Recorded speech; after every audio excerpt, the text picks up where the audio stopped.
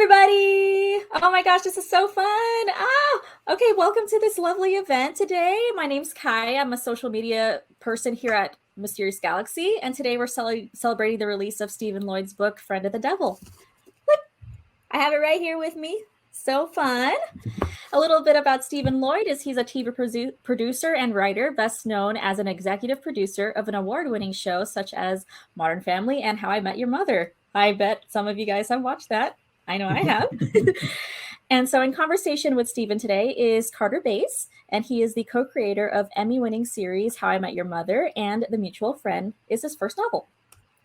Some pre-event reminders is that the book and signed book plates are available through the Mysterious Galaxy website. Thank you, Stephen, for doing that. You can find the link for that. Oh yeah, in the shiny green box below. It should say "By Friend of the Devil" and signed book plates here. And a reminder that your purchase of books through Mysterious Galaxy helps us as an indie bookstore to keep doing wonderful events such as this. Stephen will be doing an audience Q&A around a 30-minute mark, so be sure to submit all of your questions to the Ask a Question tab below. So I know you're not here to watch me talk, so I'm going to disappear in just a moment. So without further ado, let's give a warm welcome to Stephen Lloyd and Carter Bays. Yay! Thank you. Hello, Stephen. Hello. This is so embarrassing. Because we've worked together for 15 years. Yeah. For 15 years, I've been calling you Craig. You're Carter? Yeah, I want to talk to you about that. I am Carter. Yeah, it's a little weird, Steve. I sang at your wedding. You did. We quarantined together for 8 months. But yes, I am Carter Bays. The backstory here is Craig Thomas was going to host this thing, and I stepped in because Craig is out sick. Wink, a glug, glug, glug. This is COVID medicine because Craig has COVID. So, poor Craig does have COVID, and Carter very kindly offered to step in, especially kindly with 2 days' notice, and also because Carter did about 7 hours of press this morning, starting about 5 o'clock in the morning, for his own book, The Mutual Friend, which is dropping in June. So please look for that in bookstores everywhere. And thank you very, very much, Carter, for participating in this event. Thank you. And I'll also say, yes, I did a press tour, which is a thing you do when you write a book. You do like a series of 20 10-minute interviews in a row, and it's just a madcap pace. And today, nearly every single person I talked to said, "Oh, I just talked to your friend Stephen Lloyd yesterday. He's wonderful." And it almost had the rhythm of, like, I felt like I was Inspector Javert. And at every interview, it was like, he was just here, and you just missed him. And I felt like I was chasing you the whole time. It was very very exciting. But all right, I'm going to read a little intro that I've written. Here's a fact that blew my mind when I realized it. Stephen Lloyd and I have known each other for nearly 20 years. In fact, I think it's about exactly 19 years. Is that right, Stephen? I think May of 2003 we met. That sounds about right. Yes. It was on the writing staff of a little show you probably haven't heard of called Oliver Bean. As I said, you probably haven't heard of it. But it was a great show, and Stephen is a great writer. And in 19 years, I've never worked with a funnier or more talented individual. So you wouldn't think it would surprise me that his new book would be so outstanding. But by the last page, my jaw was on the floor. I love this book so much. Set on the campus of Danforth Putnam. Oh, this book. I'm going to hold up the book right here. On the campus of Danforth Putnam, a Tony New England boarding school in the 1980s, is the story of Sam Gregory, a Vietnam veteran and now private detective hired by the school to retrieve a mysterious old book. I'm going to let you tell me, you go more into the specifics, Stephen, but this book is super funny. It's super violent. It's scary. It's just delightful. It's the book you want to read when you want to read a great book. Stephen, welcome to the program. Well, thank you very much. It's nice to be here, Carter. Thank you for having me. Thank you. This feels like a talk show. This is great. I'll start with the question that every writer hates, but I'll just dive right into it. What is this book about? Tell me about Friend of the Devil. Sure. It's a detective story at its heart, but it has some super natural elements which creep up on you. It follows Sam Gregory, who is a Vietnam vet. Takes place in the early 80s, so he's relatively recently returned from the war and pretty shattered by his experiences there. He now works as a investigator for an insurance company, and they've insured an extremely valuable medieval manuscript that has gone missing from the private collection on this sort of impossibly wealthy elite boarding school called Danforth Putnam, which has its own island off the coast of Massachusetts. And Sam goes there. He's a rough around the edges Marine, not particularly comfortable around all these rich kids in this sort of incredibly sort of lockjawed, blue blood, New England private school. And he assumes it's a pretty dry, relatively by the numbers case. He's got to find this book, detect some fraud, or pay the claim. And he quickly discovers that there's some witchy elements to the book, and witchy things about Danforth Putnam and the island and its founder and the past. And then really, really terrible things start to happen. Students start to disappear in deliciously terrible things. Yeah. And you're wondering, does that have to do with hopefully you're wondering, does that have to do with the witch elements? Does that have to do with Sam's messed up past because of the war, which he's dealing with through self-medicating and various other things? He's sort of one of the protagonists. The other protagonist is Harriet, who is a student at the school.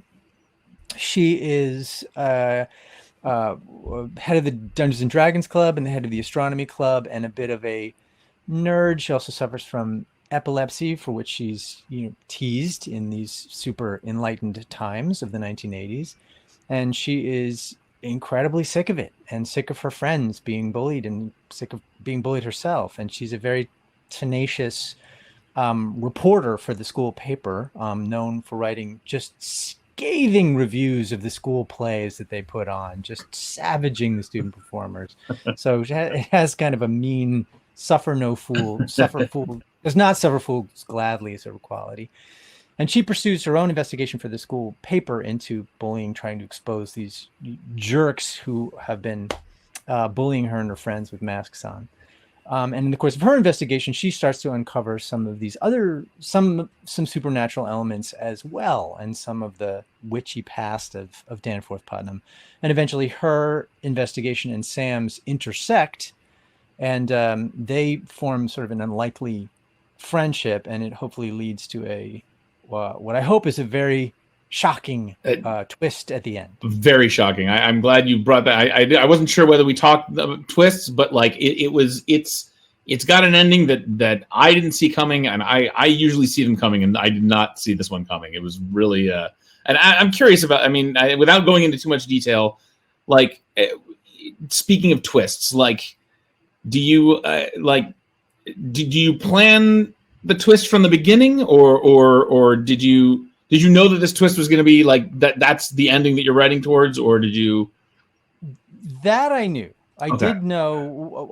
I knew the ending. I didn't quite know how I was going there, and Harriet happened sort of late in the development of the book. But I did. Oh, really? Basically, yeah, but I did know that it was going to end. I did kind of know where it was going. It's such a fun. I was really struck by what a mashup of genres it is, and like the best kind of mashup where it just takes the best of everything. Like it's funny. It's like a humor. There's satire, and it's great satire. There's horror, and it's great horror. There's like sort of a film noir gumshoe kind of thing, and there's like as a like the milieu of the East Coast '80s boarding school is such a like fun. So it feels like a great like high school. I want to say high school movie. It's very cinematic. It feels like a movie in the best ways. Was there? I'm just curious. What was that the intention to mash up all these genres, or was there one genre you started with and other things started creeping in, like other influences along the way? I think it was my intention to mash up genres just because I like authors who do that a lot. I mean, there are, some of my favorite books are mashups of genres like that. Like, I don't know, Book of the New Sun. I don't know if anybody's if anybody hasn't read that, read it now. It's fantastic. It's a masterpiece, but starts as what you think is one genre, completely goes to another. Other than that, there's no similarities between that book and this one, but it's also something Neil Gaiman does a lot. Like, I think it happens a lot in speculative fiction, where because if you're introducing supernatural elements, you tend to introduce them into something familiar, like a genre that people are aware of. So it's not necessarily weird on weird. You have a foothold into what you think you're reading, and then there's this other layer on top of it. Yeah, and it definitely is like, I mean, that's kind of the fun of this book. Also, is like, especially for me, I was lucky enough that you told me next to nothing about it when you sent it to me, and it really like, just the joy of like figuring out what kind of book this is ultimately going to be is so fun, because it really does, like, from page to page, you're like, I mean, and it's also, I was really impressed with the like, every chapter it launches you into the next one. There's so many like great like cliffhangers and stuff, and by the way, this is Craig Thomas said a lot of wonderful things too. He and I chatted about it, and he was supposed to be here, and he had a great question where he was just wondering, like, how, like, TV writing influenced the writing of this book, because I feel like that's one of the big rules of TV writing, is like always like get those act break cliffhangers. Did you was it a similar experience to writing TV, or did it feel like new territory?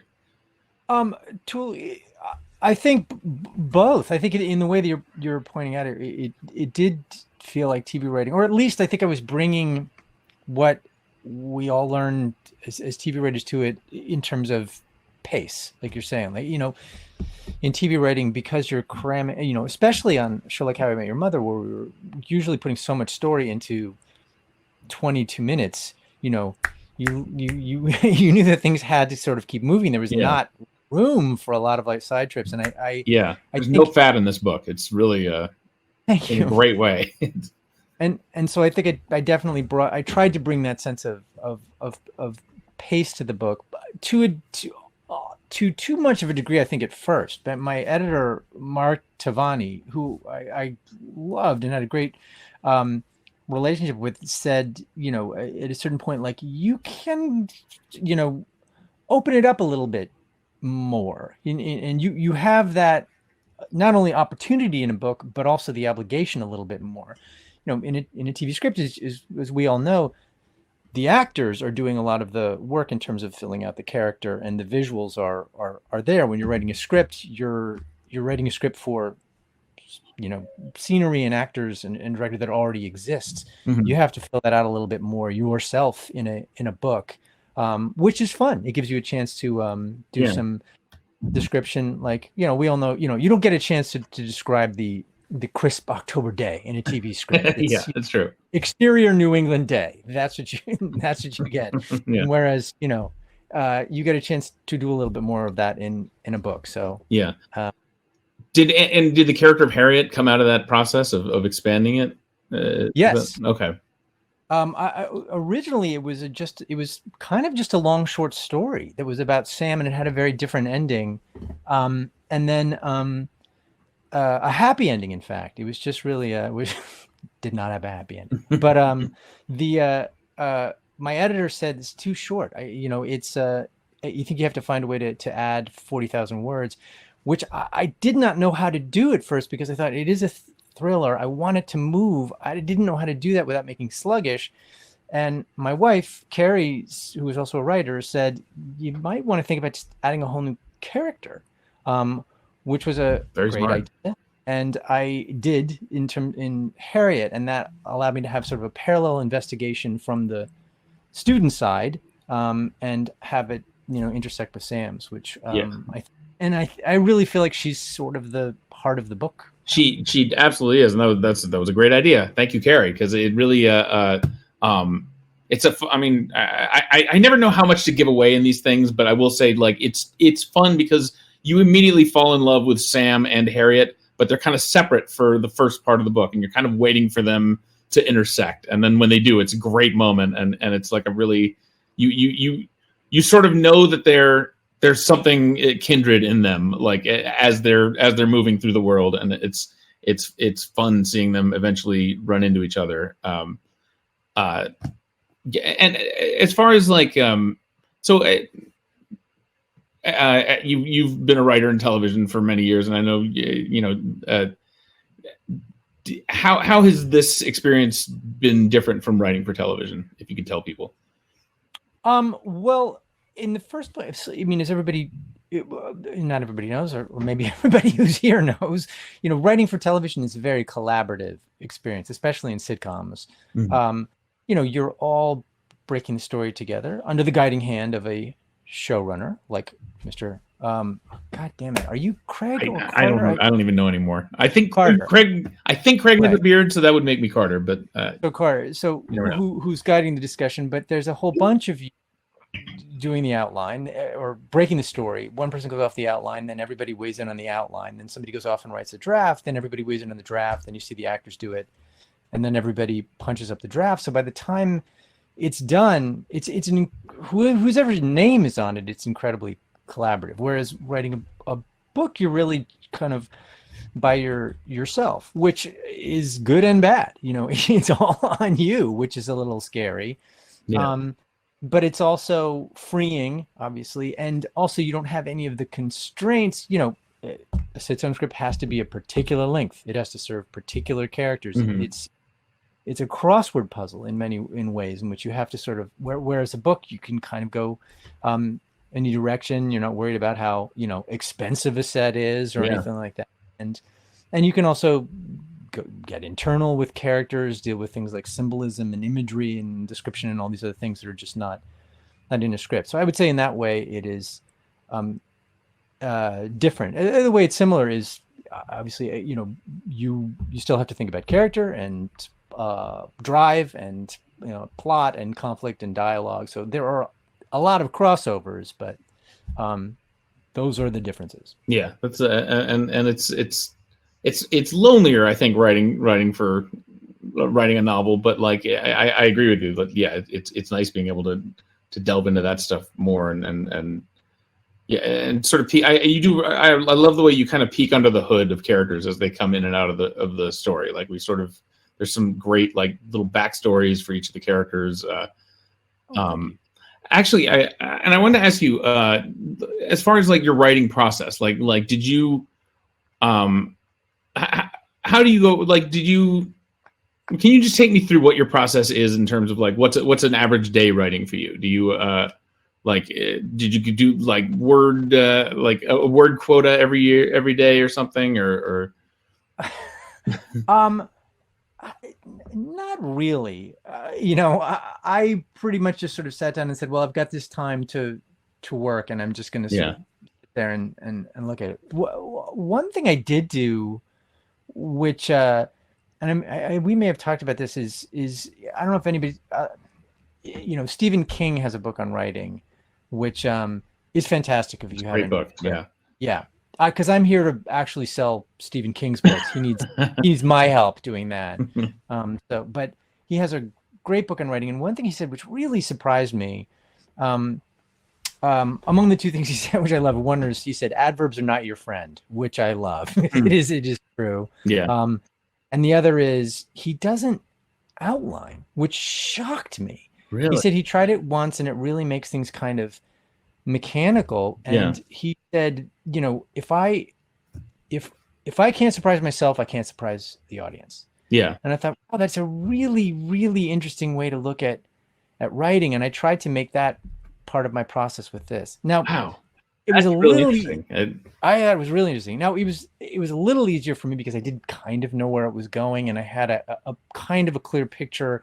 So it wasn't the same as just I'm winding up a character and it's complete open sandbox. Yeah. But I did try to free it up a little bit more and not go with a rigid outline with this one, just to see what happened. And it was an interesting experiment. That's really interesting because I just structurally it feels like the thing just hums. It really like everything is in its right place from the first page, and everything pays off really nicely, which really which feels like something that was well thought out. But that's was there? I mean, I guess as you said, there was a lot of rewriting. Like you expanded it, so maybe you could almost maybe say that your original short version was kind of the outline. Would that be a way to say it? I think that would be fair. Yeah, it is. By the time I got to Harriet, I kind of had it is true. I had a pretty clear roadmap with Sam, and it was just sort of understanding. It was just kind of looking at like, all right, what would these events look like if somebody else were looking at them from the vantage of a student going through something else? Yeah, that really that gave such a great. I feel like it personal. I like Sam is such a tough character, and if you're just with Sam throughout the whole thing, he's so and there's so much about Sam that I don't even go into it, but it's a great character, but he, like, Harriet has the vulnerability that makes you really. I feel like the way, I mean, you addressed her epilepsy was really, it added a level of terror to the book that felt very real and felt very like, you know, in addition to all the other dangers, there's that, and that was very. I thought it was very well done. I'm curious. Did you this whole world of like boarding school? Did you go to a boarding school? Are you from? Were you drawing from your own experience in this, or? No.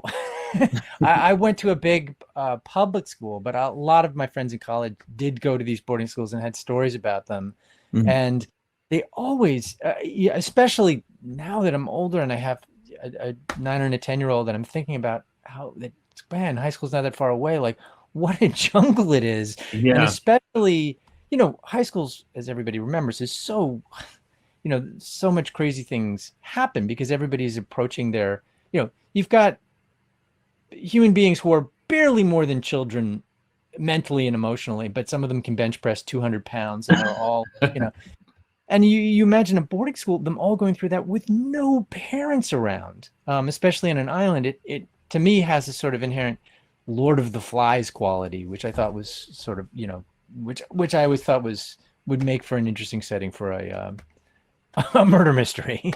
So yeah, it's an interesting, because there's such a great mix of people from different backgrounds and sort of a mixture of like innocence and experience. Like some of these kids have been through a lot already, and just the way that they confront the events of the story. I'm so trying so hard not to give anything away because there's so many great surprises. Can I ask, did you? Because I knew that you had some interest in, or that you had a dark side. Stephen, I don't know if there's any fans of How I Met Your Mother, but Stephen was, for instance, and I saw that Craig had this.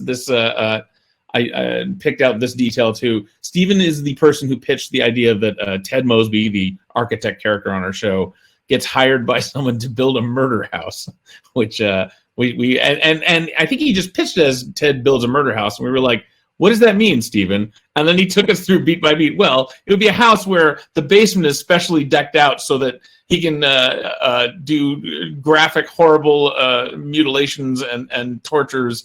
It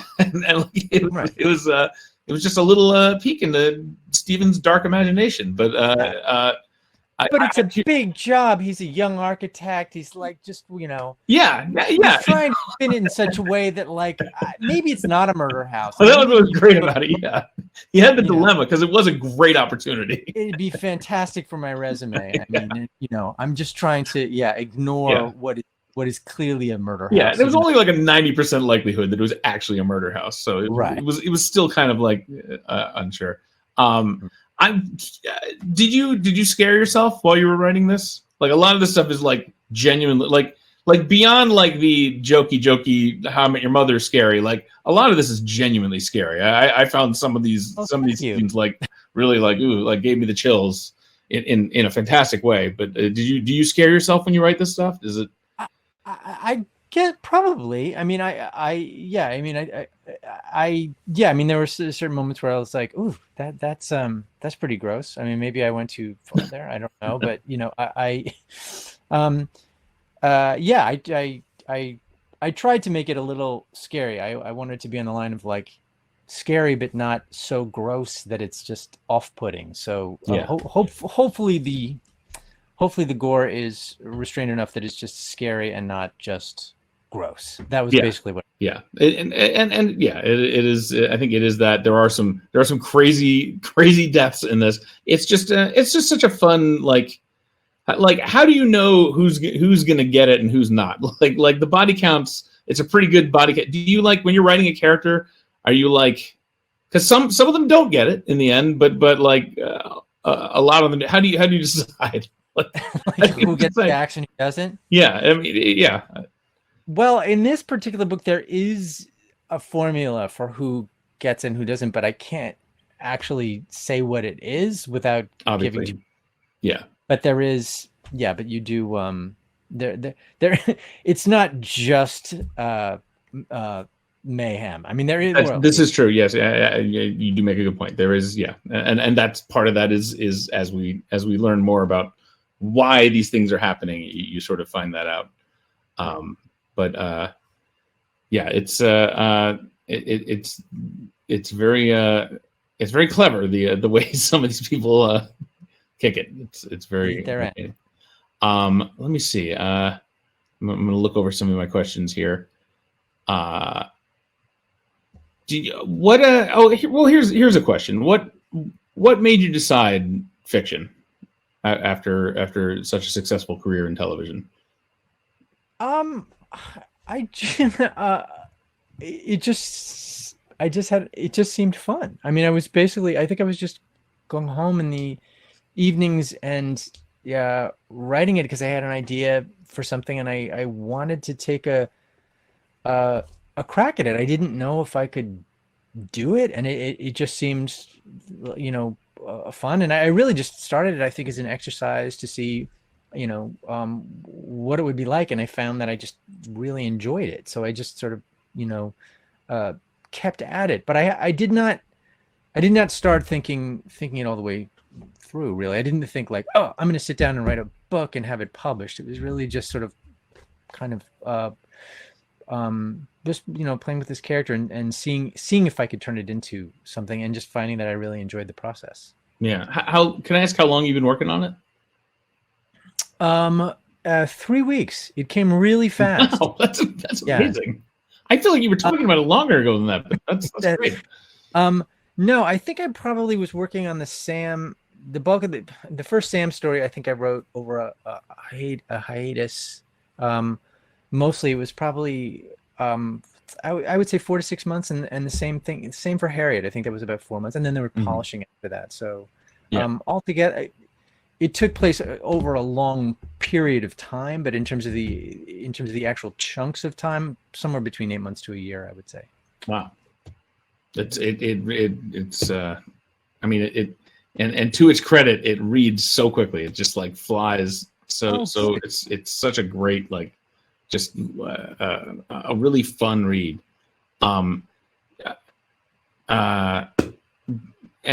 do you at the end? I don't want to say anything about the ending except that it really feels like there's another one here, or maybe a few more here. Like, do you have plans for exploring this world further in other books?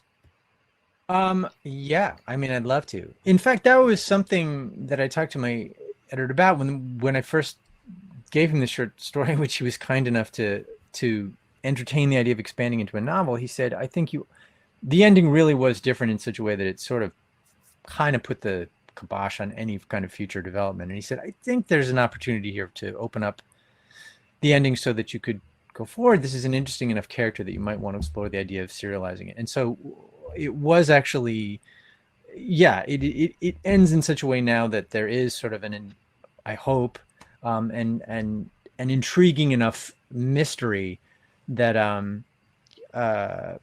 there's more work to do after the story's over. Yeah, it feels like it's a great launch pad for it. It's one of those like twists that like you feel like, oh, now the story's really starting, and so it is like, you want to read the next one right away. So get to work. You have 3 weeks. Yes, sir. Thanks.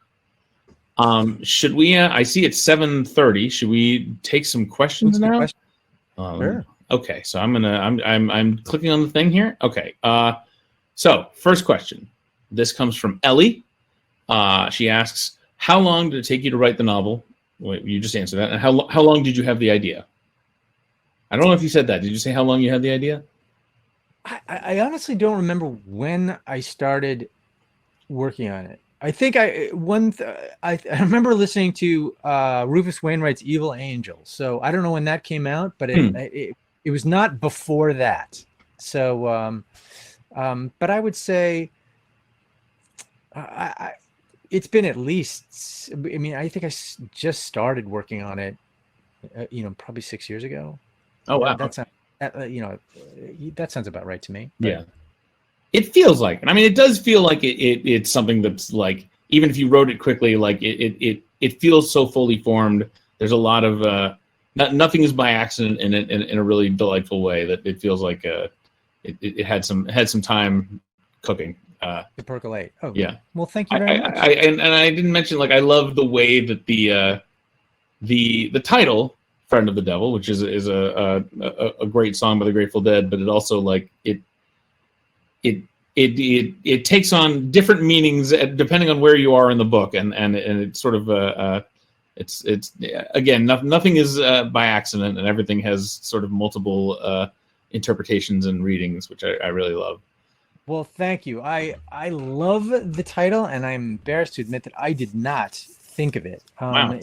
It was I had a different title that I was okay with, and the assistant editor at Putnam, which is Danielle Dietrich, actually thought of the title. Oh, and they pitched it to me, and I thought, oh my God, that's fantastic. So that very smart. So, very smart also to name the boarding school after the publishing house. Those yes, exactly. It actually isn't. I've actually, believe it or not, I actually named it after, though the Danforth was one of the judges in the Salem witch trials, and the Putnams were key accusers. I was in the Crucible in high school. I remember this. Yes. And so Danforth Putnam has that sort of, I think, sort of lockjaw sound of like a New England boarding school. I went to Danforth Putnam, which I hear the ice rattling in the gin and tonic. Like and to be clear, the Salem witch trials actually don't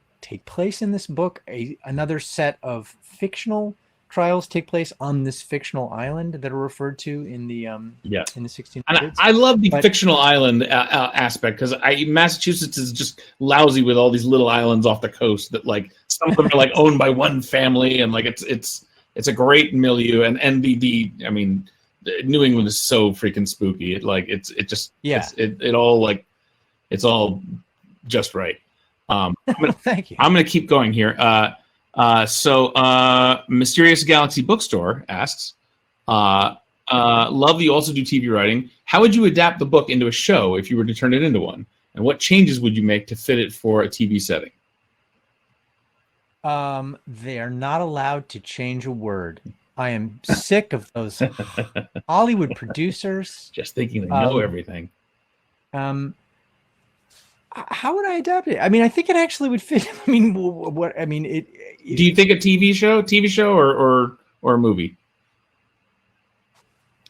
I think it would make a great, like, limited show on Netflix. I think it because of. I mean, I think it could be a movie, but I actually would. I think there are enough sort of like little twists and cliffhangers in it that you could probably build in enough breaks for different episodes. That would be how I want to take a crack at it. In terms of adapting it, I think it I mean, I'm obviously biased, but I think it lends itself nicely to an adaptation because it's all kind of one location. Oh, that's true. Have a bunch of 30-year-old actors playing teenagers. You got that built into it. I'm available. I could play one of the me. It's and the 80s look of it is kind of nice. So I would I think it could work as a feature, but I think it would also make a neat limited series, especially because it is conceived as possibly having a sequel, and so go it definitely and season 2 would be amazing of that limited series. I can already imagine. Can you start writing that? I'm on it. Yeah. That's such a relief. Thank you. I'm ready to pitch it. I mean, that is the way to do it, right? I mean, we've joked about this in writers' rooms, like you know, you write, you come up with an idea for a great pilot, but like, you know, they're not gonna. It's everyone you pitch to wants to see something based on IP. So like, Right. it really is like just write it up as IP, and then you can pitch it, and then they'll put it right on the air, supposedly. Right. So that was your plan, right? That's what's really going on here, right? Exactly. Yeah. Step 1, write a book. Step 2, make sure a million people buy it, and then it's successful Easy. IP. It's so easy. It's the easiest plan. Right. Exactly. But I would not be surprised if more than 1 million bought this, because it's just a great book. I mean, I feel like it's like, does TV deserve this book, or should it just be a book? Is it? Does the TV deserve this book? Is my question. I am willing to allow TV to. Okay. Yes. All right. Yeah. Believe TV. The phone lines are open. What made you want to add the Stranger Things aspect of this book? What sparked the idea? That it takes place in the 80s? Was that like is that? Can I? Is that what you mean? Can we get clarification? Was that the? That is a great question. Yeah, let's assume that that's what they meant, because why was it set in the 80s? One, because I remember them, and so I remember being a kid in the 80s and seeing a lot of characters like that in the book. There a lot of them are modeled after people that I knew, including Vietnam vets that I remember coming back in the early 80s and, you know, not remotely having the help that they needed deal with their wartime experience. So that was a large part of it. Also, and I actually can't really answer this completely without giving some stuff away, the ending was a little different when it was a short story that sort of pointed to sort of the cyclicality of history without being too pretentious. Interesting. So that it brings you back to a future moment in history where very, very similar things are happening. But I think mostly just I connected to it because I was a kid at that time. Yeah, well, that's and it feels, it's got a great.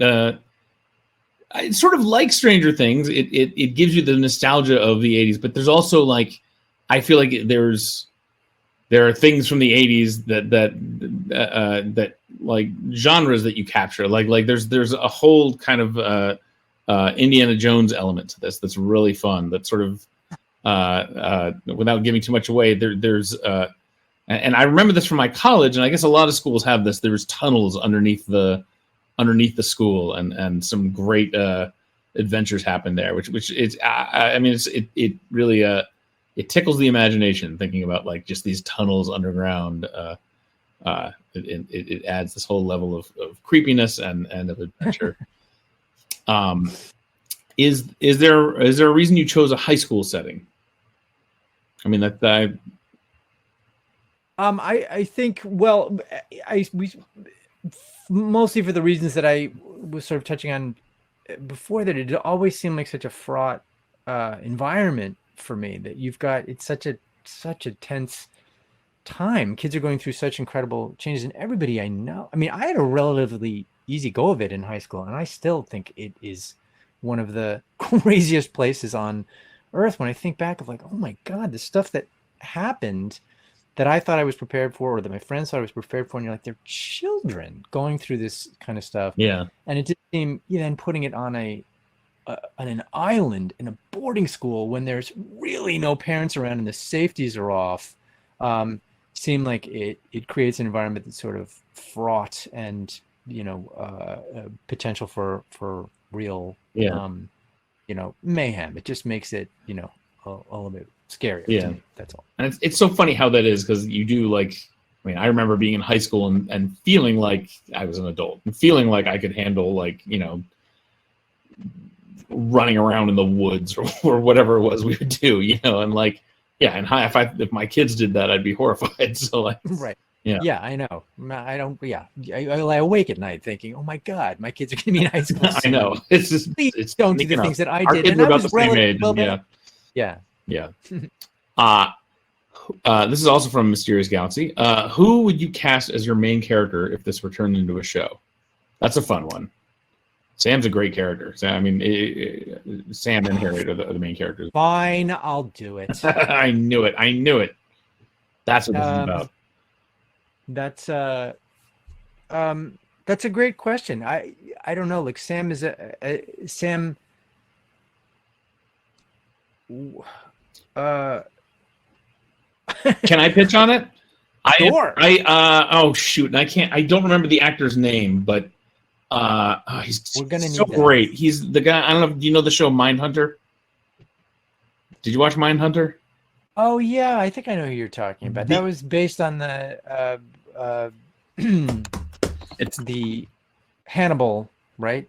No, it was David Fincher. I mean, it's similar to the Silence of the Lambs books and movies, but it's just about the real the FBI agents who developed serial killer profiling in the 1970s, and I guess it's somewhat based on true stories. And it's really I'm looking up the guy's name, Holt McCallany. Holt McCallany. He's so good.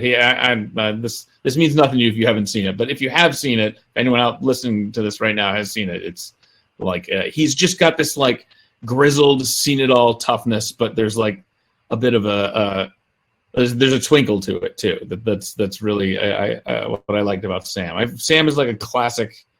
There's a bit of a classic tough guy, like a generational thing that you don't see anymore, really. But he has a great like. I feel like Bruce Willis could have played this role like at some point. You know, like Bruce Willis would have been great because I think for what you're saying, because he's one of the rare actors who's like a tough guy, but he can deliver a joke. He came from comedies, right? He started in Moonlight. It's hard to find that. Like either you've got like the grizzled Marine guy who can't say a joke at all, or you've got somebody who's funny, and it's very hard to find both. Or if somebody's pitching, Ellie's pitching Jonathan Groff, Mysterious Galaxy's pitching David Boreanaz. Jonathan Groff was also on Mindhunter. I'm thinking of the other guy, the older guy. I don't know if Ellie, if you know the show, but his name is Bill on the show, and he's sort of like Jonathan Groff's older partner who's like kind of grizzled. David Boreanaz, that would be he'd be great. Yeah, Ryan Gosling would be great. I don't think he's going to do TV anytime soon. Yeah, but hey, fantastic. He's available. Let's do it, Ryan. If you're in the chat, just speak up. Not a question. This is from Megan. Not a question. Please write a sequel. Okay, there we go. Okay, all right. Megan, have you read the book? It's. I don't know if you're just saying that because it sounds good, but I'm going to second that. Please write a sequel. Right. I didn't, by the way, just have a stroke. I was pretending to start writing a sequel, but it was in the chat. So this sort of nonsense string of characters just came over the. I'll say another thing. Just while we're at it, and again, not giving anything away, but seeing this jumble of characters reminded me that there's some great. There's some hidden little tricks and Easter eggs in this book. There's some like if I don't want to give this away, but like there's some anagrams. Am I right about that? Can I say that without? Okay. Notice that. Oh my God. Yeah, I mean, I pay attention. It's there's some. It's good. It's like real. It adds to the mystery, and it pays off when you go back and look at it again. So you are the only person to have noticed that, by the way. Did I just blow something? Should I not have said that? No. No. I mean, I really just put that in for me. Okay, because this isn't live. We can cut that out. We'll just cut that out. Yeah. That's fine. Yeah, I'm glad. Now you know that's great. Yeah. I mean, who doesn't love searching for anagrams? Exactly. I mean, come on. Yeah. I see the guy Holt. Yeah. He's not pitching Jonathan Groff, and I mean Jonathan Groff, the TV writer, also could be really good. I mean, he's kind of a man's man. I could see that. For sure. Groff would also be perfect for the headmaster because he's like from the neck up. Groff is like, he's got glasses and is sort of nerdy looking, but like from the neck down, he's like 6'2" and sort of like broad shouldered and like this like big buff guy. So we're talking about a writer that we worked with named Jonathan Groff. Not that Jonathan Groff, another Jonathan Groff. This Jonathan Groff, showrunner of Blackish for many years. He's a wonderful guy, but he gets that a lot. Alan asks, "Are you guys going to serve nosh?" Well, I didn't bring anything. Did you bring anything? No, I'm afraid not. We can. Alan has logged off, so okay, we lost Alan. No. Right. He just logged on to ask that, and then logged off. Right. Is there anything either? This is from Chris Marcel. This is from Chris Marcel. Chris Marcel, thank you for being here. That is really fun. Hi, Chris. Hi, Chris. Is there anything either of you learned writing fiction that has influenced your TV writing? That's very interesting. Stephen, you go first. You just want time to think of an answer. I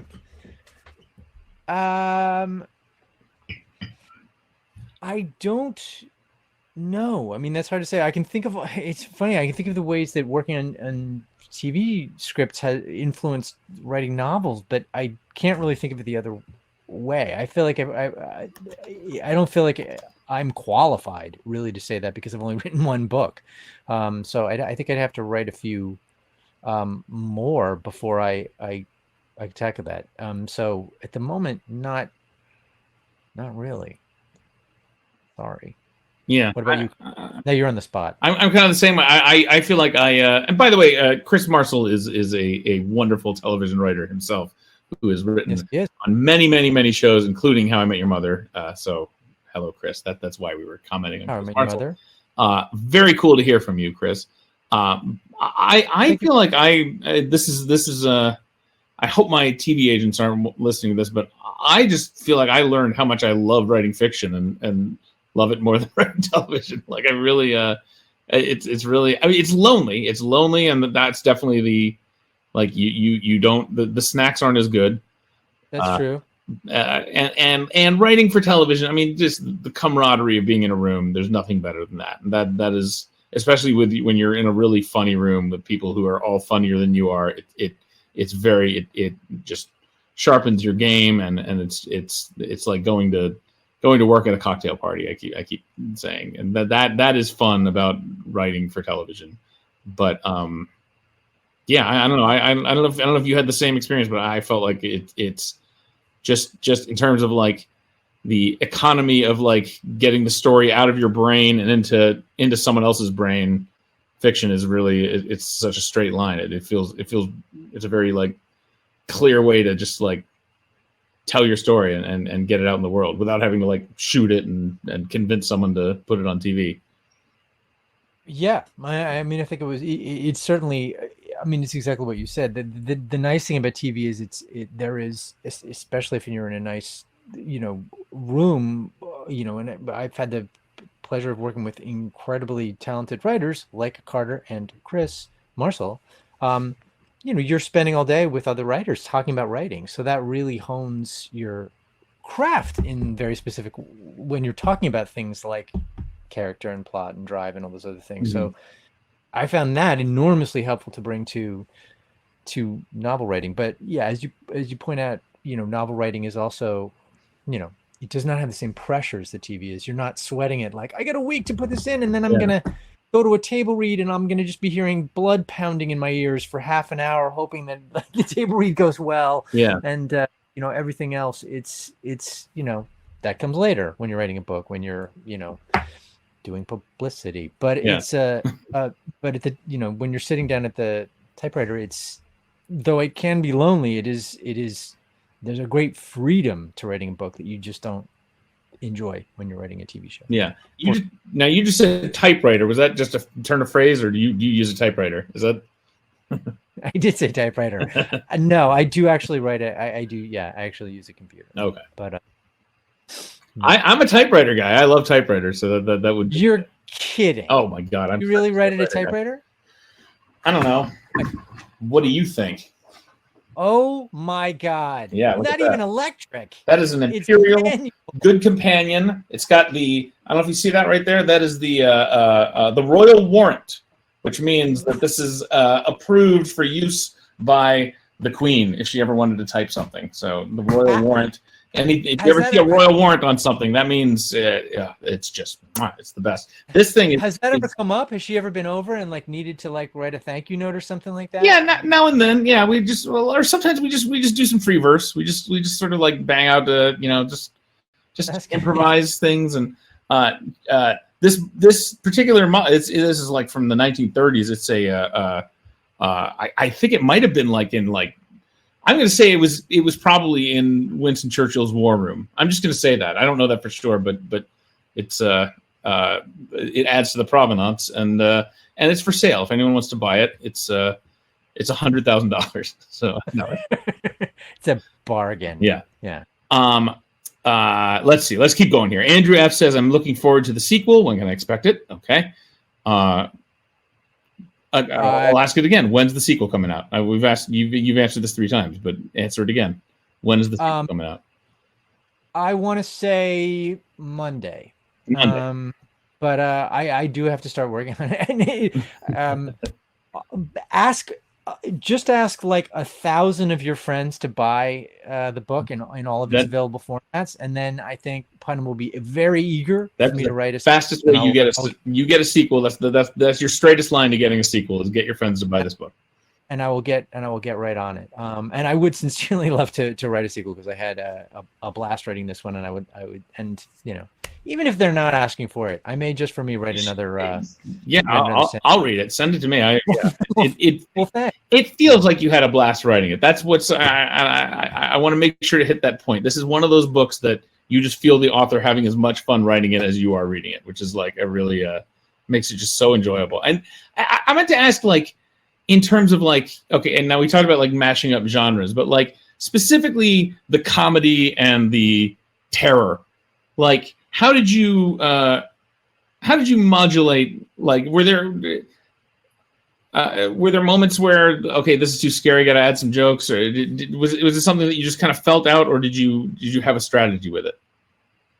I did not have a strategy, but I think it mostly just came from, I mean, that may just be comedy writer instincts. Like when you're writing dialogue, there's a tug that you learn that you just feel like I can't go 4 pages without somebody saying something that is making an attempt at saying something funny. I think I was, I just wanted to make sure it didn't clash. I mean, it certainly didn't seem like a book where anything silly could happen. So I tried, where possible, to the moments that I think could be described as funny, I hope come from character, and Sam is a sort of a snippy guy, or so he that's just, which is I think it probably comes from like the hard-boiled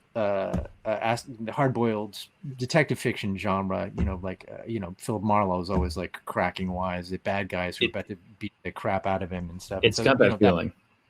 That's where the comedy to Sam comes from. But I think I'm curious how you felt like writing dialogue. Do you feel like I can't this is too straight? Oh, for sure. Yeah. We're trained like Australian sheepdogs. Like we just like, that's what we do. We if there's not a joke in there, like get a joke in there. I know that tug too. And I think you nicely restrained yourself in the moments where it doesn't need a joke, where there's some like genuinely touching stuff here. In fact, I think was there a question here? I think I saw a question that I can't remember if I asked or not, but hold on, let me scroll down here. This leads into a question. Where did that question go? There was a question that I wanted to ask, and I think the question was something. Okay, I'm gonna paraphrase, because I think the question was something along the lines of like, is this just a fun pulpy read, which like those are great, and the world needs those, or is there a deeper message that you wanted to like get across? Is there something deeper that the reader should be pulling from it? I think it is. I mean, I hope so. I wouldn't say, it is, I think at its heart, it's a thriller. I hope it is just an exciting, fun read, but I do attempt at points to be a little philosophical and have the characters, say something about hypocrisy at certain points, and For sure. something about the privilege and the sort of self-congratulation of a certain sort of blue blood, multi-generational wealth New England society. That's definitely in there. But I don't. I wouldn't feel right saying like, oh, this is, that it is at its heart, it's a critique of American society or anything like that. I think it's mostly a thriller. I think there's something. It's a thriller, but it does sneak up on you with some saying some real things that I really appreciated about like a very almost elemental about like parents and children, or surrogate parents and children, and these children are, without giving too much away, these children are not being well served. And as you say, like they talk like adults and they do adult things, but they are kids, and they're not being taken care of by the adults in their life. And I think the unlikely relationship, like Harriet and Sam, like that is a very I don't know how to do this without giving things away, and I don't want to give things away, but just that I found things in their story very touching and very saying something about how kids need someone looking out for them is kind of the message of it in a very sweet way. I'm going to ask another one this is from Mysterious Galaxy. What research into the occult and witchcraft went into the writing of Friend of the Devil? And was the movie The Craft an influence on the book? I am embarrassed to say that I have not seen The Craft, so I cannot claim that was an influence. Not a big influence then. So I'm sorry to say that. I would say I am a big fan of literature like that. Neil Gaiman's Sandman, which is an unbelievably brilliant graphic novel, I think made a big influence on me, as did a lot of other occult fiction from that period, like the Hellblazer, which is another graphic novel from that period. So I like stuff like that. I didn't, and then I did, I read up on, basic things about the occult and Aleister Crowley and things like that to get a feel for stuff. It was not, but no, not The Craft. Although if you recommend it, Mysterious Galaxy, I will watch it tomorrow. If you stand by it. So let's check it out. I mean, there is some stuff in there that I felt like there was some stuff that was, I assume, very well researched, or you very cleverly made it up. There's a section, there's a little tangent you go on at one point about talking about the history of football. That was really fascinating. That's real? That's strong. That's actually true. Boy, it's crazy. Do you want to tell people just sort of the thumbnail sketch of it? It's about football played in schools. I mean, as Carter alluded to, one of the themes of schools is there is a brutality to high school, which I hope is better now than it was in the 80s. But there is a premium put on sort of, savagery and just being, kill or be killed, and that is not good for children.